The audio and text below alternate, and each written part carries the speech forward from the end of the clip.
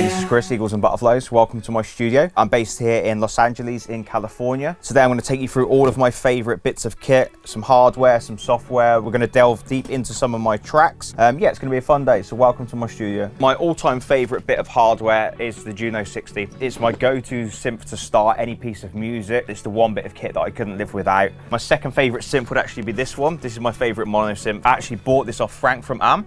And gave it a MIDI conversion. I think it's from like the late 70s, the Yamaha 20M. Definitely one of my favorite mono synths. It's super unique sounding, and it's just, yeah, it's really fat and it's really quirky. Next will be this Solaris. Solaris, you don't actually see too many of them. This one's super good. It's a polysynth, one of my favorites also.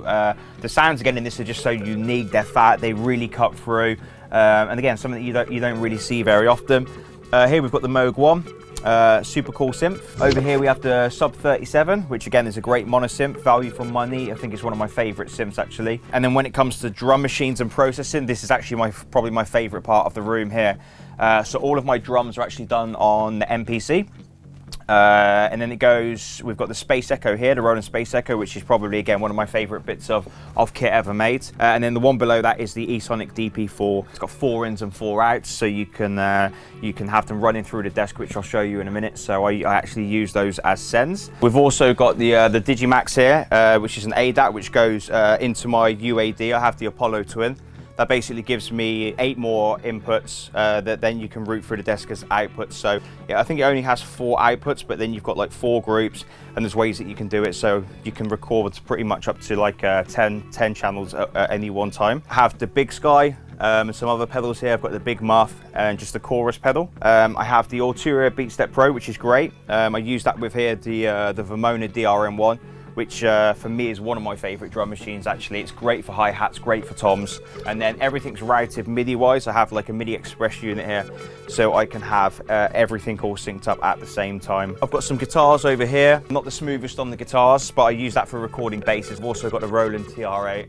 I used the Roland TR8, and I have actually had it for about 7 years and just never used it. But I love routing it back through the DP4, and yeah, just kind of really messing it up a little bit. So that's kind of cool. When it comes to headphones, I have these lovely things, which are the Audi's headphones, which are incredible. Can't recommend those enough. I actually make quite a lot of my music without the monitors.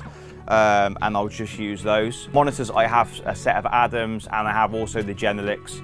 And over there, I also have a little set of the Yamaha ones, which the little Yamaha ones are amazing. So in terms of soundproofing in the studio, we've got loads of stuff on the ceiling, diffusers, and all of the walls are covered. I actually didn't have any space to put up all of my vinyls and stuff because there's so much soundproofing in here.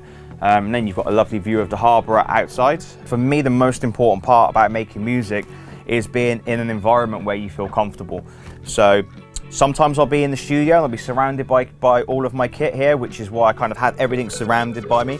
I liked it to be a completely kind of low-key environment where I'm not specifically here just to make music. You can't force creativity, so I may come into the studio and some days I'll just stick a movie on and watch a movie for 3 hours before anything happens. It's not something that you can really force. You can never spend too much time in the studio. There's never an hour that's wasted that's spent making music. You'll always learn something, and there's always something new to learn. And yeah, the more time you spend in the studio, the better.